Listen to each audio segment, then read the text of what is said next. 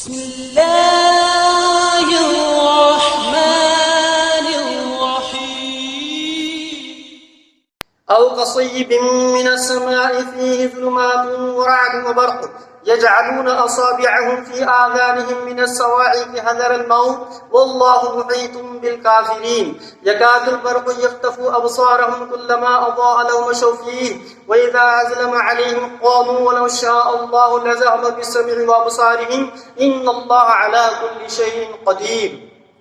یا ان کی مثال آسمان سے اترنے والی بارش کی طرح ہے جس میں تاریکیاں اور گرج اور چمک ہے.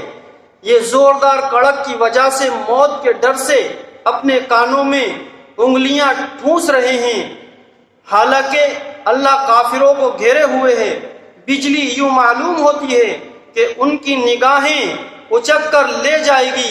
حالت یہ ہے کہ جب کچھ روشنی ہوتی تو اس میں چلنے لگے اور جب ان پر اندھیرا چھا گیا تو کھڑے رہ گئے، اور اگر اللہ چاہتا تو ان کے کانوں اور آنکھیں سلب کر لیتا.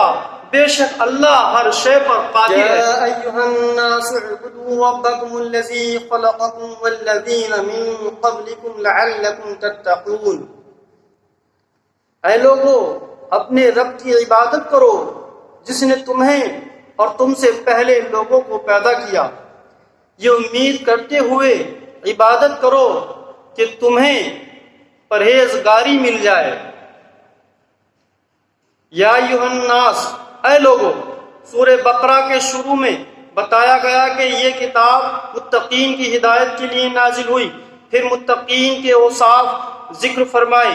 اس کے بعد اس سے منحرف ہونے والی فرقوں کا اور ان کے احوال کا ذکر فرمایا تاکہ سعادت مند انسان ہدایت و تقوی کی طرف راغب ہو اور نافرمانی و بغاوت سے بچے.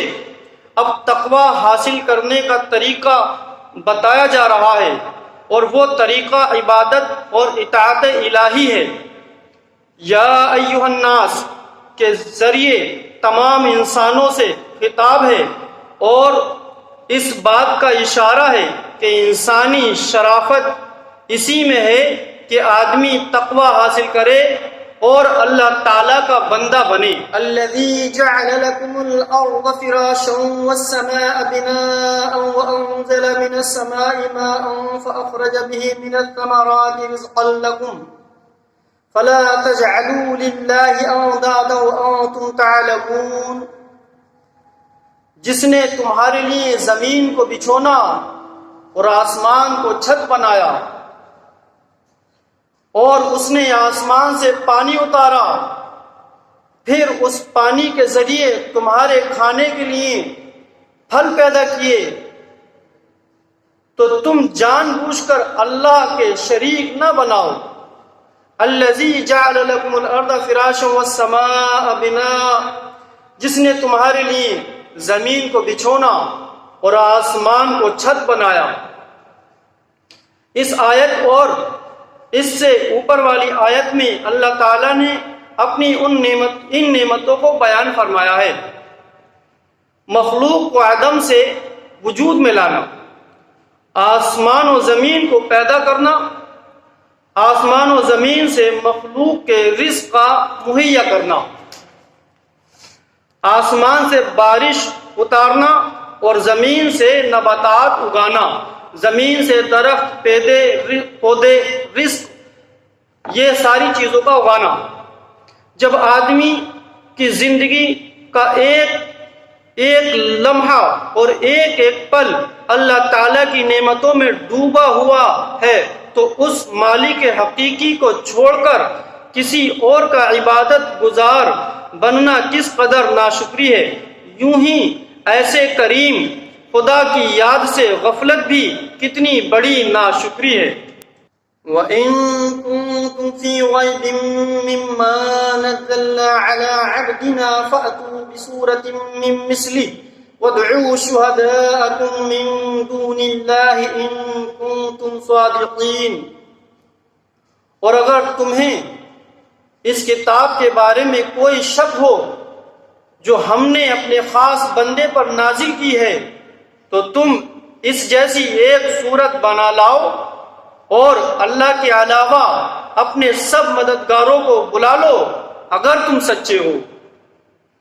وَإِن كُنتُمْ فِي رَيْبٍ، اور اگر تمہیں کچھ شک ہو، اس سے پہلی آیت میں اللہ تعالیٰ کی قدرت و وحدانیت کا بیان ہوا، اور یہاں سے حضور سید المرسلین صلی اللہ تعالی علیہ وآلہ وسلم کی نبوت اور قرآن کریم کے اللہ تعالیٰ کی بے مثل کتاب ہونے کی وہ قاہر دلیل بیان فرمائی جا رہی ہے جو طالب صادق کو اطمینان بخشے اور منکروں کو عاجز کر دے۔ اللہ تعالیٰ کی عظمت کی سب سے بڑی دلیل محمد صلی اللہ تعالی علیہ وآلہ وسلم ہیں، اور محمد مصطفیٰ صلی اللہ تعالی علیہ وآلہ وسلم کی عظمت کی سب سے بڑی دلیل قرآن ہے۔ لہذا اس رکوع میں ترتیب سے ان سب کو بیان کیا گیا ہے۔ علی عبدنا، اے خاص اپنے خاص بندے پر، اس آیت میں خاص بندے سے حضور پرنور صلی اللہ تعالی علیہ وآلہ وسلم مراد ہیں۔ یہاں اس انداز تعبیر میں نبی رحمت صلی اللہ تعالی علیہ وآلہ وسلم کی شان محبوبیت کی طرف بھی اشارہ ہے۔ اعلی حضرت امام احمد رضا خان رحمت اللہ تعالی علیہ کیا خوب فرماتے ہیں، لیکن رضا نے ختم سخن اس پہ کر دیا، خالق کا بندہ خلق کا آقا کہوں